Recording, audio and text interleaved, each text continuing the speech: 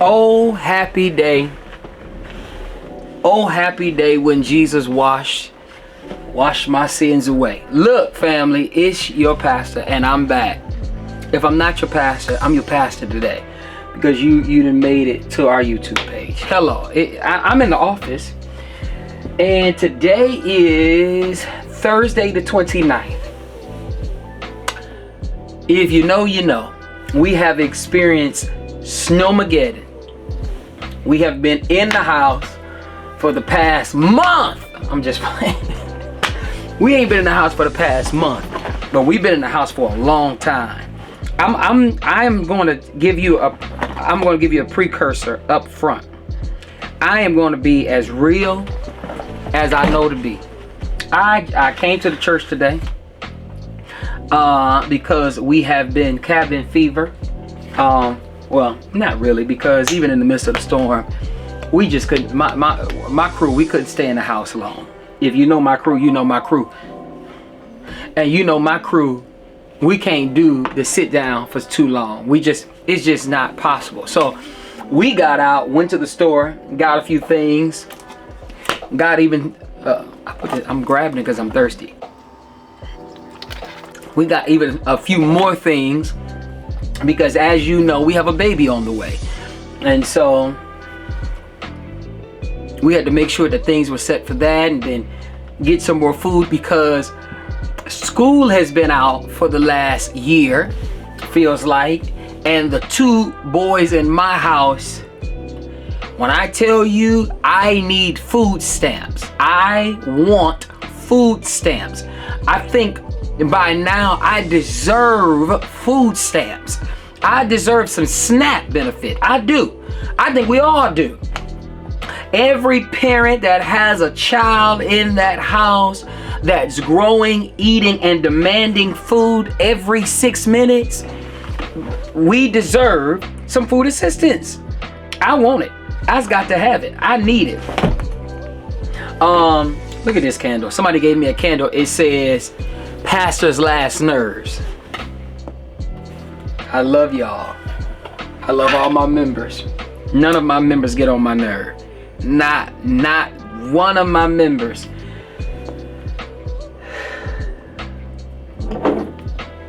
Lord, I repent for lying. But nevertheless, we are here. We've made it through what seemed to be a storm. The weather was so bad. The weather was so bad this past weekend, we had to have church on a Saturday. Speaking of church on a Saturday, you know, I did have a few prayers.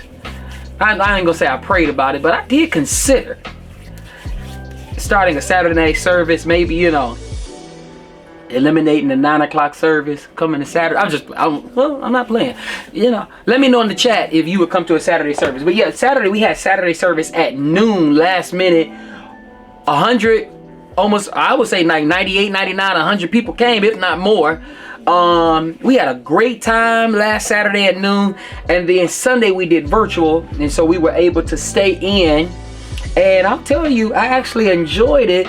Coming in on Saturday, I slept all day on, I didn't sleep all day. I got up late on Sunday. No, I watched worship live, and then we had breakfast, and then later on that day, I think we went to Walmart. I see why some of you all, you know, I ain't no shade, don't come to church on Sundays, especially when you work, things of that nature. You know, and then if you work at church, we have a growing staff, whether it's volunteer or paid staff, and it's an all-day thing, particularly because we do 2 services.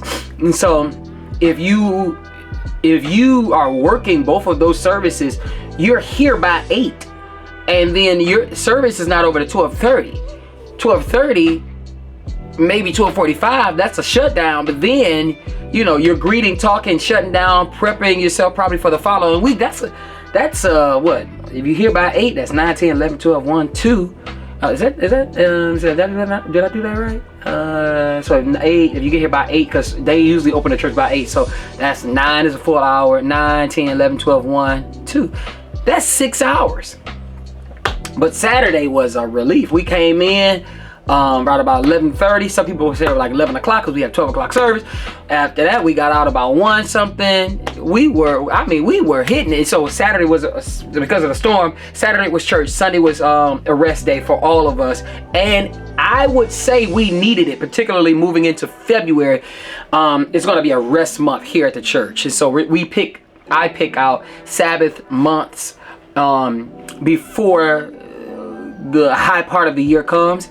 And so this year we're going to do it in February, because March and April, Easter is April, and May is Mother's Day, June is my anniversary, church anniversary, July will probably be another rest month, and then August is family week and church cookout, and then September is back to church, October is family game night, November is Thanksgiving, December is Advent and Christmas. I just literally mapped out the whole entire year. Now we have some things coming up, but pretty much that's the whole year. March is evangelism month, April is Easter, May is Mother's Day, June is my anniversary, church anniversary, July is going to be Sabbath, August is going to be family month, September is going to be back to church month, October is going to be our harvest month where we plan our family game night. November is Thanksgiving, we do our big give back. December is Christmas, we're gonna have our gala and our big Christmas program. I mean, there's always something to do, but nevertheless, I'm here because with that being said, Vision Sunday is coming. First Sunday of February, we're having our Vision Sunday. So this weekend is gonna be, it's a lot going on. It's a lot going on, but it's what we do. Is what pastors do. I'm excited. Tired. Some days I get tired thinking about how tired I'm gonna be when it's all over. This weekend is another busy weekend. Saturday we have a homegoing service for one of our dearly departed sisters of the church. I always say mothers of the church, really. And then so I have to do that service Saturday morning, and then Sunday I have to preach, and then we do 2 services. So technically I'll be preaching 3 services this weekend, funeral, and do 2 Sunday morning services. And then my baby is on the way, so that's going to be coming up probably at the top of the week. And so I'm gonna really have to slow all the way down, because I'm gonna be cabin fevered at the nearest hospital, and so with my lovely wife, and make sure the boys get where they need to be, and make sure it's just the grind don't stop. You hear me? So I would say to you, get you some rest. If you're watching me, get you some rest. In the month of February, we're going to slow down. We're going to do a couple of things, but we're really going to try to slow down, if that's even a real thing. I'm making it a real thing, but you know how stuff goes. Stuff still moves on. So I'm down here at the church. I'm studying, I'm reading myself full, because if you got to produce technically 2 messages, you want to make sure that they are thorough. And one time I was up preaching, and my mind slipped, and I called the wrong name, but it was for my next sermon.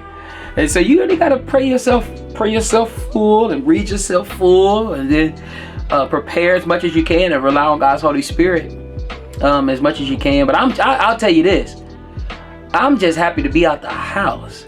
If I would have saw my carpet some more, if I would have seen my walls anymore, if I would have seen I love snow, I do. But Jehovah, if you can hear me, and I know you can, I just pray that you leave the cold if you must, but take the snow if you will, So y'all just keep praying. We gonna keep pressing on. I have a word from the Lord, and I want to give it to you now. Let me say this. Say thank you more. Say thank you more. Say thank you first to God, because He has provided so much for you. Even the things you don't take credit for. We used to say, we don't say this as much, but we should say thank you for danger seen and unseen. But we also got to thank God for blessings seen and unseen. Thank you for the opportunities seen and unseen, because He's blessing us in ways that we don't even take the moment to appreciate him for how your blood is running through your body, opportunities and how your name is coming up, income that's coming in, opportunities that are coming around the corner, you know, greatness that is before you. We get so fixed on the problems that we see, and we often pray, you know, God, do this, but he's already done so much. And so it's a good opportunity to say thank you, and then say thank you to the people around you. Just be grateful. No matter what you are facing, you have a reason to be grateful and a reason to be thankful. So we are a few days away from February, and for February, my challenge to you is be thankful. Get you a journal, jot down some things, yes, that you want God to do, but also jot down some things that he's done, and thank God for what he's done. And I believe that when you are thankful for what you have, gratitude changes your perspective on what you don't have, and gratitude changes your perspective of where you're going. Because even if you don't get to where you desire, being anywhere is a blessing. And so, y'all, just walk with the Lord. Take the Lord with you. Don't be like your pastor. Don't be like Pastor that are running in 5 different directions. I have intentionally decided to slow down. There are some preaching engagements, some opportunities that have come my way, and I was just like, no. Because in this season, I'm being grateful to be grounded, to not spread myself thin. And so I'm at home. I'm committing myself to my church. God really gave me that word even at the end of the last year. It was like, you're everywhere. Be at home. And so I'm at home. I'm at my physical house with my family. And if I'm not at that physical house, I'm at the church house. All right? Slow down. Get you some rest and be grateful. And make sure you like, make sure you subscribe. Talk to me in the chat. I'm going to be consistent with this. And every now and again, we just gonna stop and we gonna talk. All right, so breathe, build, and become. It's on from here. All right, y'all be blessed.